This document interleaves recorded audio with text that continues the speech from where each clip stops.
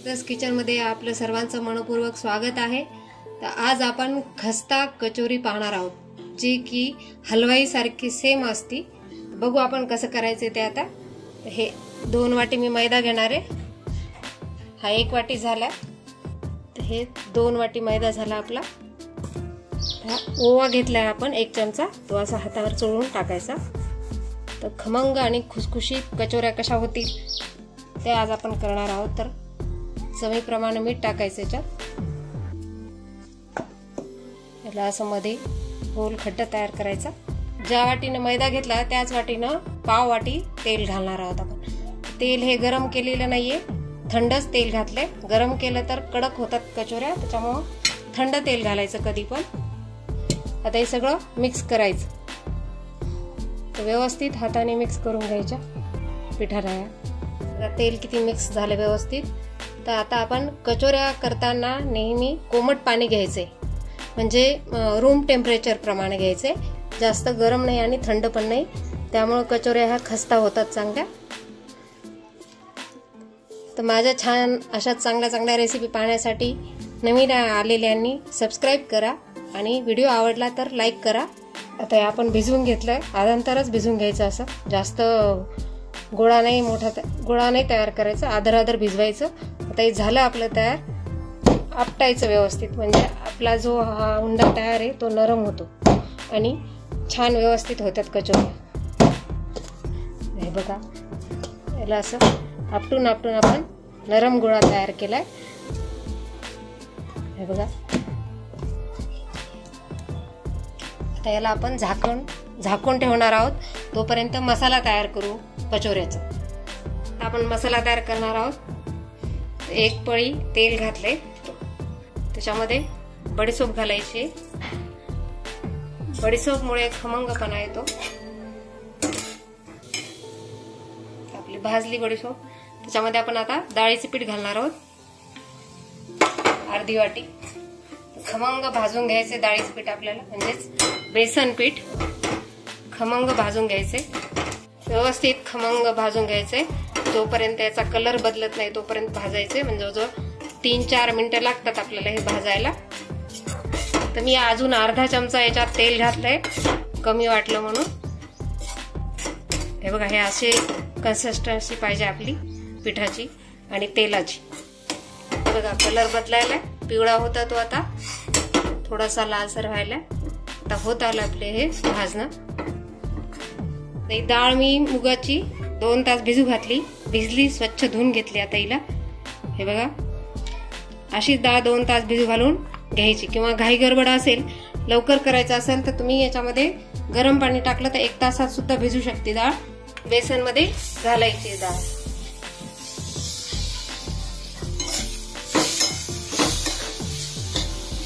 पाणी न घालता याला बारीक गॅसवर शिजवायचंय, व्यवस्थित शिजवून घ्यायची डाळ आपल्याला। आतून पण शिजली पाहिजे, नाही तर काय आतमध्ये कडकपणा राहतो डाळीच्या। तर व्यवस्थित शिजवून घ्यायची आपल्याला। अर्धा चमचा हे हिंग घेतलाय, आपण हिंगाचं पाणी तयार करणार आहोत।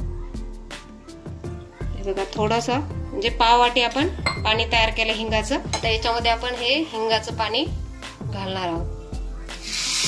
याच्यामुळे काय मस्त वास येतो हिंगाचा।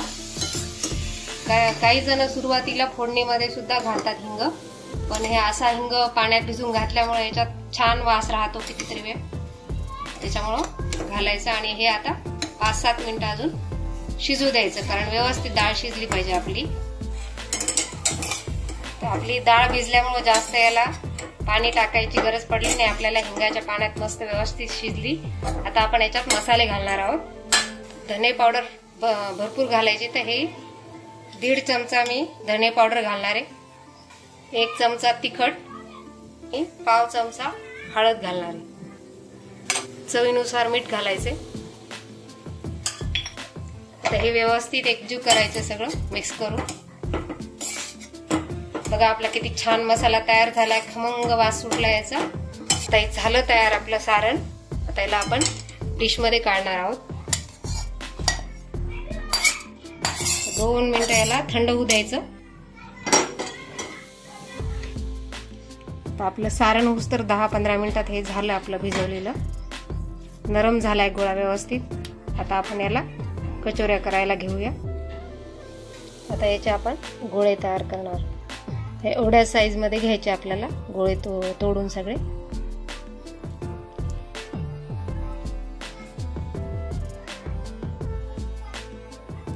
सॉफ्ट झालाय आपला आटा. आता हे थंड झाले सारण. तर हे आपण कचोऱ्यामध्ये भरण्यासाठी याचे छोटे छोटे गोळे तयार करून घ्यायचे.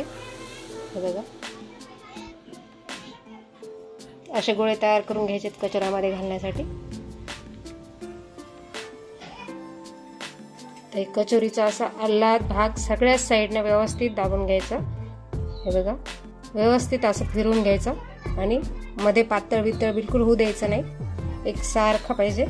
त्याच्यामध्ये आपण हे कचोरीचा जे सारण केलं त्याचा गोळा घातलाय. सगळ्या साईडने असं व्यवस्थित गोल करून घ्यायचं. दाब द्यायचा व्यवस्थित. बघा तर हे असं मध्यभागी थोडासा दाब द्यायचा कचोरीला असा, तरच आपल्या कचोऱ्या छान होतात. अशा प्रकारे सगळ्या कचोऱ्या आपण तयार करून घ्यायच्या. हे बघा फक्त मध्यभागी थोडासा दाब द्यायचा, बाकी कुठेच मोठी करायची नाही जास्त कचोरी. ह्याच साईजची ठेवायची. चला आता तळून घेऊ आपण याला. तर कडकडीत गरम नाही, मीडियम पाहिजे ते. तर आपण आता सोडणार आहोत त्याच्यामध्ये. लो फ्लेमवर तळून घ्यायच्यात सगळ्या कचोऱ्या, कारण मधून पण व्यवस्थित झाल्या पाहिजे, भाजल्या पाहिजे. दुसऱ्या साईडनं टाकू आपण याला.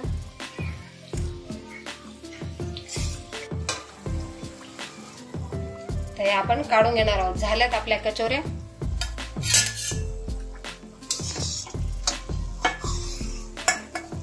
गोल्डन रंग येईपर्यंत तळायचे असतात.